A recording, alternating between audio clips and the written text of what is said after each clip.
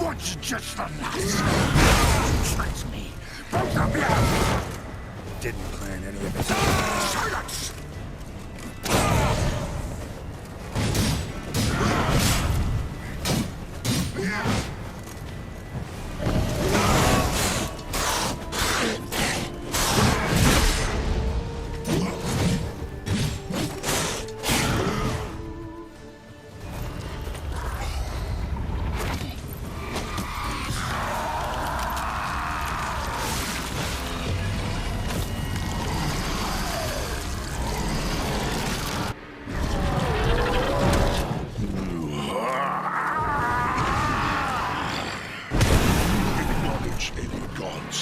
Start praying now!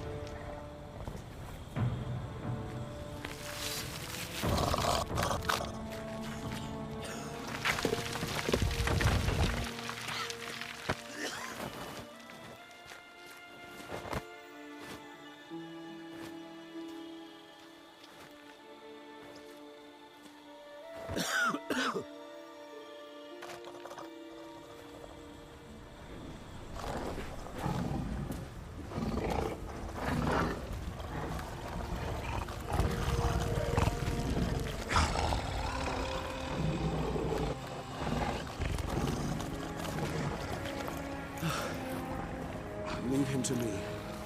Be gone. I can't let... I insist.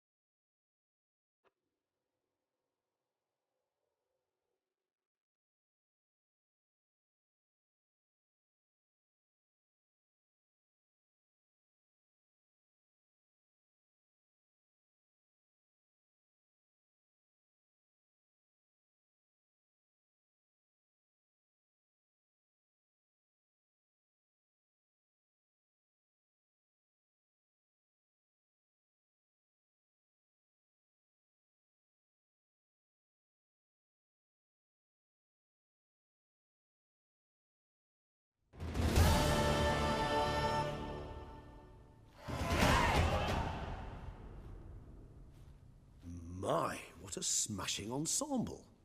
You wear it well. Shut up. I look like a twit. The caftan is sewn of the best fabrics available, and according to the best tailoring practices. But one must have a modicum of taste to appreciate this. Even the most exquisite robes cover only deficiencies in beauty, never in refinement.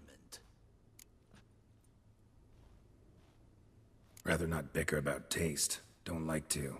It's neither interesting nor productive. This particular Witcher has an inborn intolerance for formal occasions. Yet he's to attend just such an event shortly. I expect that's the source of his prickliness. So try not to take things personally, Master Taylor. Rather pity him. For in truth, stage fright overwhelms him. He trembles at the thought that he has no notion how to behave in the presence of Her Grace's Majesty. As well he should. All that being as it may, Toussaint's highest honor, the Order of Vitis Vinifera, demands appropriate attire. The Duchess cannot be expected to drape the medal on a suit of armor caked in mud. Palace protocol places enormous emphasis on form, virtuous tradition, etiquette. Huh. A tradition which values appearances ahead of all else. Which calls for lordly, glistening triviality and misplaced generosity. Sound wistful. Pensive, Regis. That because they refuse to buy you a new outfit? Hardly. It's the tone I ever adopt when I find myself pondering, which, believe it or not, happens quite a lot. Besides, I've no need for a new outfit as I shall not be attending the ceremony. Why not? Because unlike you, I don't have to. I shall begin to pack my belongings instead. I trust you'll join me later, once you're richer by a medal and a fascinating new experience? Count on it. Ceremonies, medals honoring virtues, just keeps coming up. I've had no reprieve either. And I keep thinking of the last great virtue, compassion.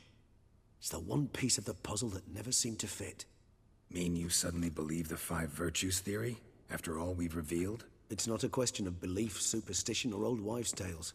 It's a conclusion derived through exercising pure logic. Syanna planned everything in advance. Had we not stopped her, surely there'd have been a 5th victim. One the gossips would have associated with a lack of compassion. Her plans don't matter now. Can't act on them. Ask the messenger who delivered my invitation to the ceremony. Syanna's in the palace. Courtiers pressured the Duchess to lock her in a tower. Do you care not a whit who else was in her black book? We've some time before the ceremony. We could still chat with that boot-cleaning urchin. He was the one to pass the victims' names to Dettlaff. Perhaps we missed something.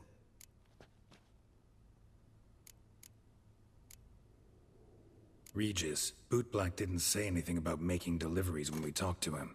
How do you know he handled the letters? While you basked in glory and tried on new formal wear, I conducted a little investigation of my own. You'd be very proud to see how I conducted myself. I began by concocting an ample supply of boot wash for our enterprising young friend. I'd observed that among street folk, amidst their society as a whole, reciprocity takes precedence over all other codes, and thus no good deed goes unrewarded. Of course, the same holds true for malicious or destructive deeds. The letters. What's the connection? When the bootblack arrived to collect his bucketful, he hinted he knew more. Simply put, we'd failed to ask the proper questions when we chatted earlier.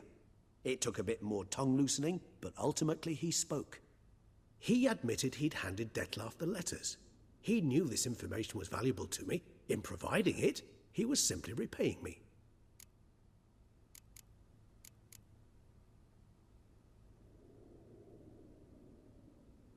All in all, why not check up on that?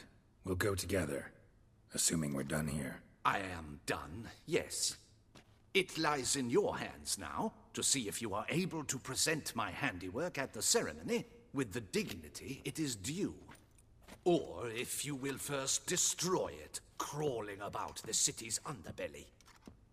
Promise to be careful.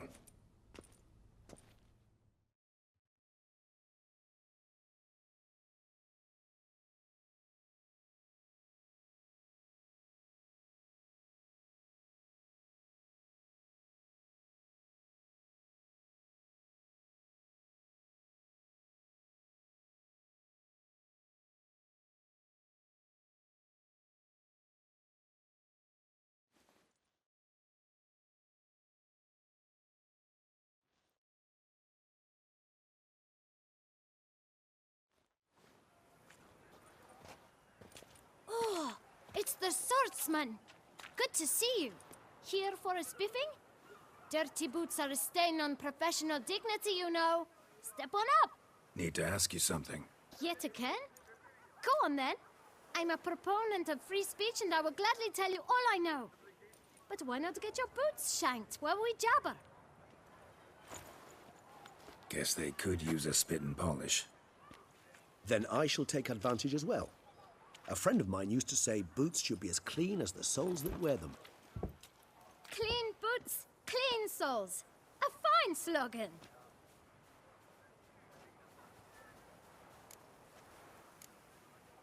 How's business? Well enough. I can't complain. Though it'd be even better were certain folk to sit down for a shine as they stood and chatted.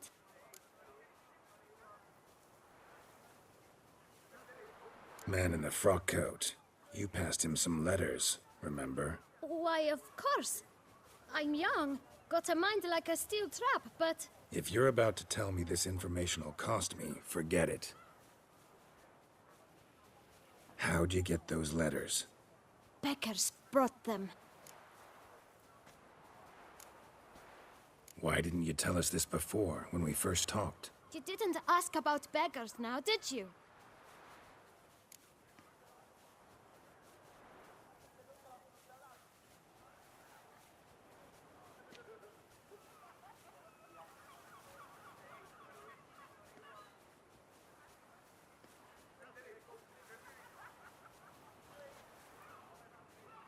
Beggars. Tell us more about them. How many were there? Why, 4. 1 for each letter. Just 4? Sure you didn't get a 5th? I can't count, you know. Remember anything else? These beggars have anything in common? What? Come now. Each was different. Some had mismatched boots, others had no boots at all. Oh, I know! They all had no home! Kid, my patience is starting to run a little thin. Now think hard. Where'd they get the letters? They pick them up? Get them from someone? I don't know. They'd come, hand me a letter, and walk away. I asked no questions. Geralt, allow me to ask a question. Listen, lad. I'll be glad to mix another batch of that bootshine for you. But you must focus now and tell us all you know. Where can we find the beggars? Well, at the shelter, most like. Where's that? Everyone knows. It's just round the corner. Up those stairs, then right. Thanks, kid. For your trouble.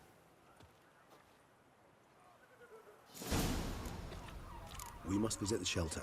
Look around inside.